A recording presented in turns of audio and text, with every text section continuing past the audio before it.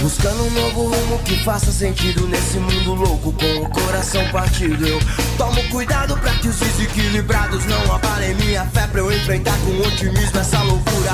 Os homens podem falar, mas os anjos podem voar. Quem é de verdade sabe quem é de mentira.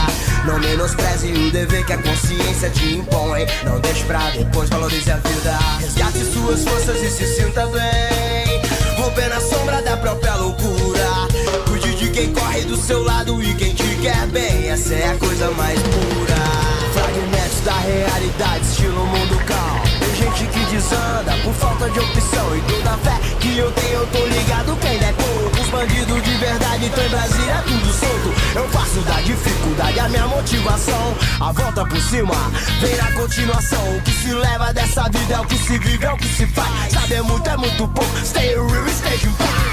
Que importa é se sentir bem, que importa é fazer o bem. Eu quero ver meu povo todo evoluir também. Que importa é se sentir bem, que importa é fazer o bem. Eu quero ver meu povo todo prosperar também. Que importa é se sentir bem, que importa é fazer o bem. Eu quero ver meu povo todo evoluir também. Que importa é se sentir bem.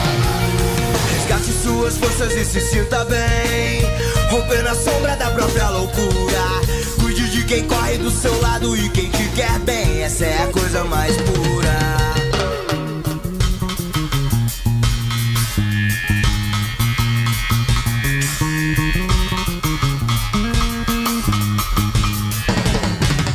Difícil entender e viver no paraíso perdido. Mas não seja mais um iludido, derrotado e sem juízo. Então ei, Larissa, suas forças e se sinta bem, pra botar um outro pra aguentar o sol. Sombra da própria loucura. Cuide de quem corre do seu lado e quem te quer bem. Essa é a coisa mais pura.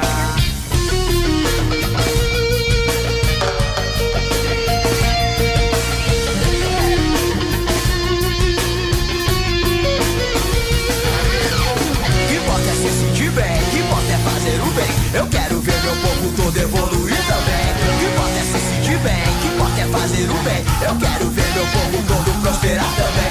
Que importa é se sentir bem, que importa é fazer o bem. Eu quero ver meu povo todo evoluir também. Que importa é se sentir bem. Viver e ser livre. Saber dar valor para as coisas mais simples. Só o amor constrói pontes indestrutíveis.